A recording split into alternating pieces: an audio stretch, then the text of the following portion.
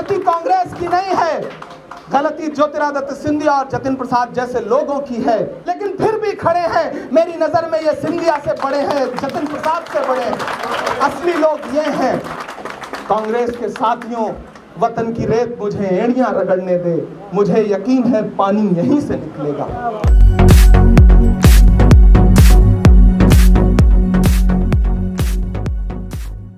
और अनिल भाई, मैं अलालेलान यहां खड़ा होकर कह रहा हूं, पिछले दिनों मुझसे तमाम चैनलों ने कहा कि जतिन प्रसाद छोड़ के चले गए, कांग्रेस के बड़े बड़े लोग पार्टी छोड़ के चले गए, क्या कहती है कांग्रेस इस पर? तो मैंने उस वक्त कहा था कि इस पे कांग्रेस क्या कहे। आप सवाल कांग्रेस से मत पूछिए, आप सवाल पूछिए उन भगोड़ों से जो छोड़ के जा रहे हैं। अगर बाप बेटे को घुटनों के बल चलने से लेके उसकी उंगली पकड़ करके उसे पाल पोस के बड़ा करे और एक दिन बेटा घर छोड़ करके चला जाए, तो गलती बाप की नहीं होती, गलती बेटे की होती है। गलती कांग्रेस की नहीं है, गलती ज्योतिरादित्य सिंधिया और जतिन प्रसाद जैसे लोगों की है, जिन्होंने विचारधारा के नाम पे अपने अंदर कांग्रेस के कोई भी विचार समाहित नहीं किए।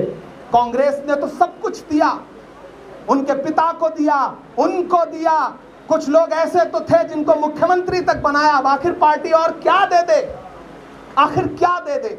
यहां ऐसे सैकड़ों लोग बैठे हैं, मैं जिनकी पेशानी की झुर्रियां महसूस कर रहा हूं, उसका दर्द महसूस कर रहा हूं, और मैं जानता हूं कि पिछले 40 साल से 30 साल से उन्होंने चप्पलें घिसी हैं और उन्हें कुछ नहीं मिला है, लेकिन फिर भी खड़े हैं। मेरी नजर में ये सिंधिया से बड़े हैं, जतिन प्रसाद से बड़े हैं।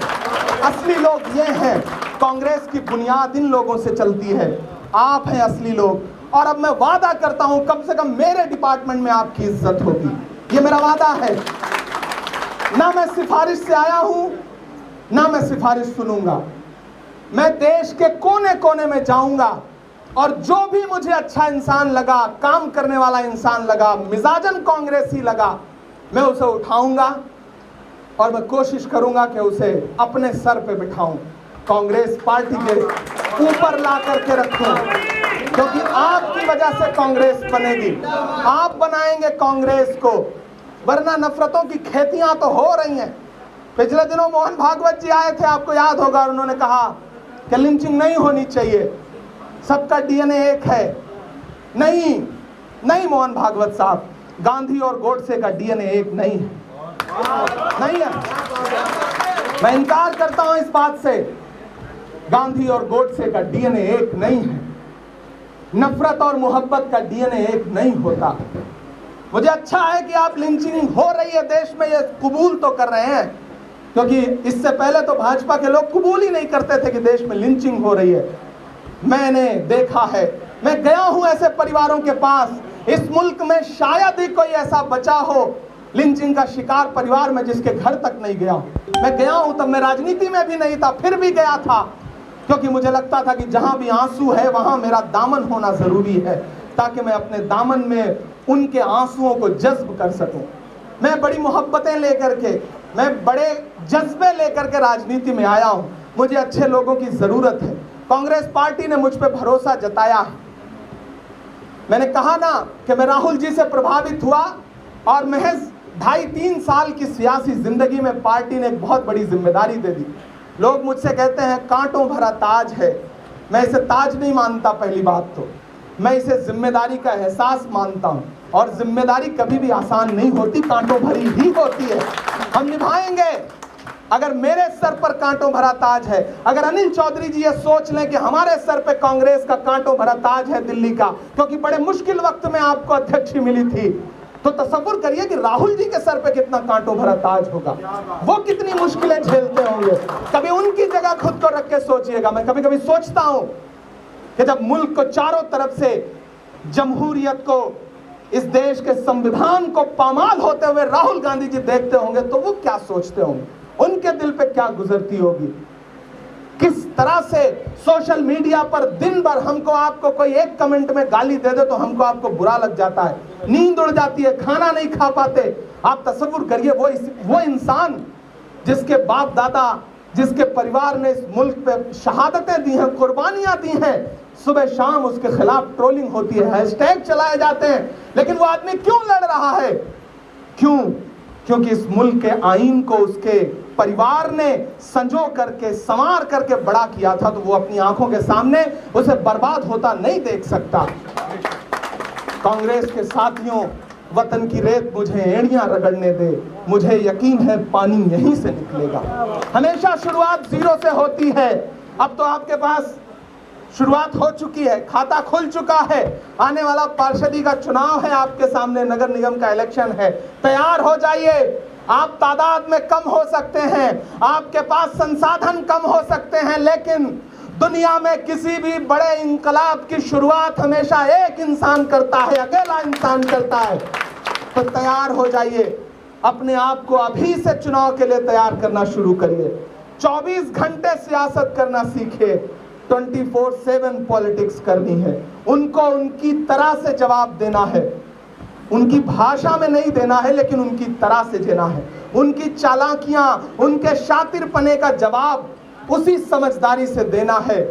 हमने इस मुल्क को सींचा है, संवारा है, बड़ा किया है। ये मुल्क जो एक दरख्त की तरह है, एक पेड़ की तरह है, जिसमें हजारों लाखों करोड़ों शाखें हैं, जिसकी जड़ों में हर दिन आरएसएस और भाजपा मट्ठा डालने का काम कर रही है। हमें उस साये को बचाना है, उस सायादार दरख्त को बचाना है। तो आप मेरे साथ तैयार हैं ना? तैयार रहेंगे ना? मैं आपसे वादा कर रहा हूं कि आपके साथ नाइंसाफी नहीं होगी। एआईसीसी में मेरा एक छोटा सा ऑफिस है, उसके दरवाजे हमेशा हर कार्यकर्ता के लिए खुले हैं। मैं जिस दिन भी एआईसीसी बैठ रहा हूं, मैं 500 से कम लोगों से नहीं मिलता। लोग मुझसे कहते हैं इतना मत मिला करिए, इतना अपने आप को आसान मत करिए। मैं कहता हूं नहीं, मुश्किलों का हल तो आसान बना के ही निकाला जाएगा। मुझे खुद को आसान करना है। मैं लोगों से मिलूंगा, मैं देश भर के कार्यकर्ताओं से मिलूंगा।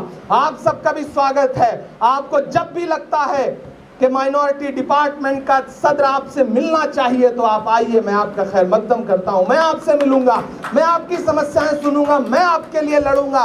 और आप खुशनसीब लोग हैं कि आपका पीसीसी चीफ आपके लिए आवाज उठाता है। मैं अनिल भाई की सराहना करता हूं। मेरा संवाद उनसे बहुत कम रहा है, लेकिन मुद्दों पर मैंने उन्हें जितना लड़ते हुए देखा है, मैं उन्हें सलाम करता हूं और चाहता हूं एक बार जोरदार ताली बजाएं उनके लिए। यहाँ हसन साहब और चौधरी मतीन साहब बैठे हैं। अभी चौधरी मतीन साहब बोल रहे थे, मैंने कहा ना, इस मुल्क में बहुत आसान है, किसी एक मजहब के नाम पे तकरीरें कर दो, लोग तालियां बजाते हैं। लेकिन मुझे खुशी है कि चौधरी मतीन साहब को जितना मुसलमान पसंद करता है, उससे ज्यादा हिंदू भाई पसंद करते हैं। एक बार जोरदार ताली उनके लिए बजाएं। मैं एक बार फिर से, हसन भाई और चौधरी मतीन साहब दोनों एक श्रेणी में, मैं कई बार ले चुका हसन साहब का नाम। कौन? हसन साहब, देखिए, जब वालिद के सामने बेटा बड़ा हो जाए और बेटा अपने फर्ज को बहुत अच्छे से निभाए, तो बस समझ लीजिए कि वालिद के लिए उससे अच्छा कुछ नहीं हो सकता। अली के लिए जोरदार ताली बजाएं। मैं हसन साहब के लिए ताली बजाने को कहूंगा ही। एक बार जोरदार ताली अली के लिए बजाएं। अली बहुत अच्छा काम कर रहे हैं। बहुत शुक्रिया अदा करता हूं आप सारे लोगों का, और आपसे ये कह रहा हूं कि पहली बार आया हूं, ये आखिरी बार नहीं है। डीपीसीसी जब आवाज देगी, जिस गली कूचे में आवाज देगी, मैं पैदल चलने वाला आदमी हूं, मैं सड़क का आदमी हूं, एसी ऑफिस में बैठने वाला आदमी नहीं। तो मेरा जितना इस्तेमाल कर सकते हैं इस्तेमाल करिए। अपनी विधानसभा में, अपने वार्ड में, जितना आप मुझे ले चल सकते हैं ले चलिए। मैं आपके लिए तैयार हूं हमेशा। बहुत शुक्रिया।